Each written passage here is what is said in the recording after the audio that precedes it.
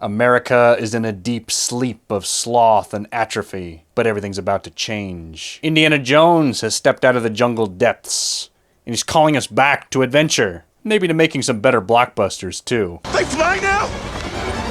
They fly now! Today we're gonna rediscover that questing spirit and plot a course for America's new adventure.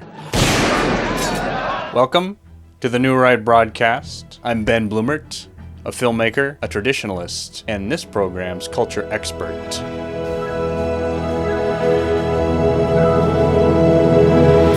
Today we're talking about why America is on the brink of a new adventure, and how the Indiana Jones movies carry the secret to reviving the country.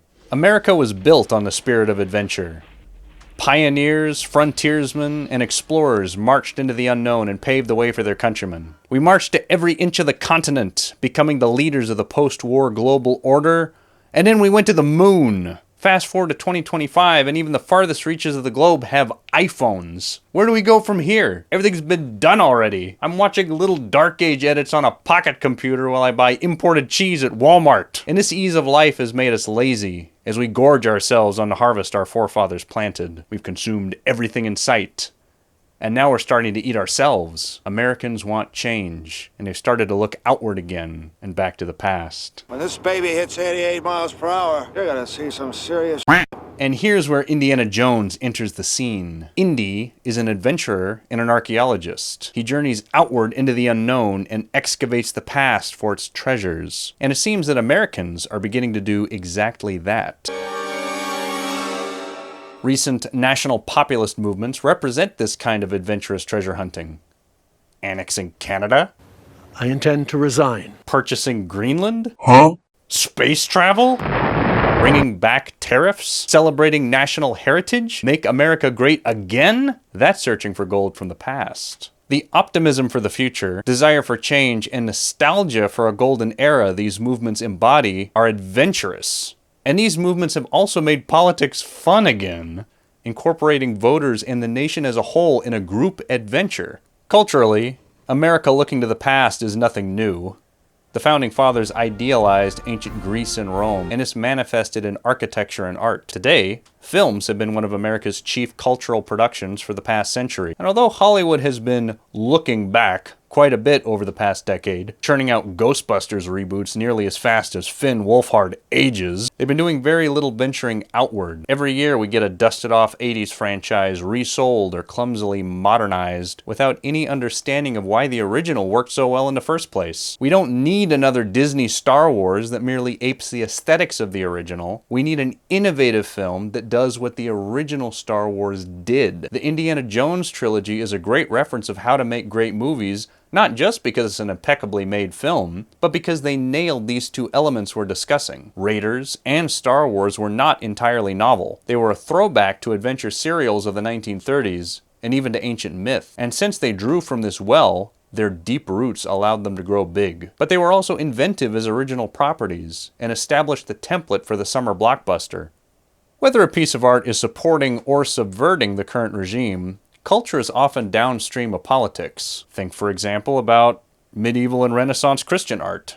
The only reason it was the zeitgeist was because Emperor Constantine legalized the church. Maybe in the political wave of America's new adventure, we will rediscover the artistic spirit of exploration necessary to elevate our film nostalgia to something more than mere member berries. And now to our most important question. How can Indy inspire Americans on an individual level? Short round.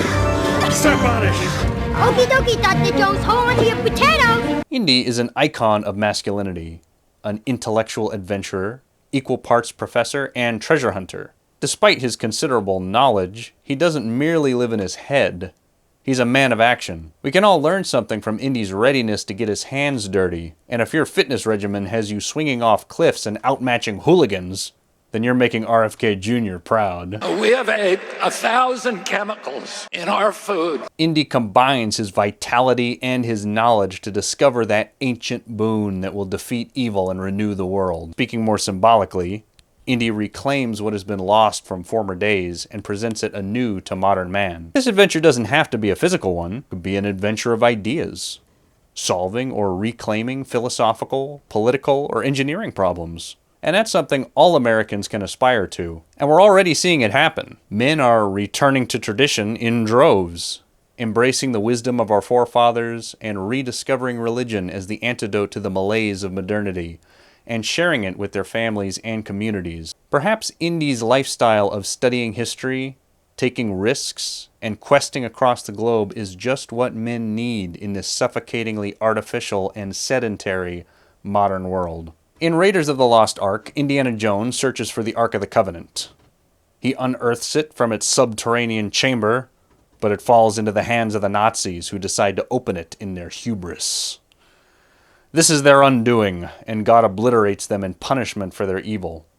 I believe that this sequence of events in Raiders contains the secret for truly making America great again. Indy discovered relics of the past, relics of God, and these treasures annihilate the ideologues who worship the state. So what message of renewal does Indy carry for Americans? To rediscover time-tested ancient truths and use them to dissolve the forces of evil before us. Indiana Jones always has a quest, a clearly defined purpose. What's America's purpose? What's your purpose? Let me know in the comments. Be sure to subscribe so you don't miss the exciting video Tyler has queued up for you next week. And if you enjoyed this video, hit the like button and share with your friends. I'm Ben Blumert. Thanks for tuning in to the New Right broadcast.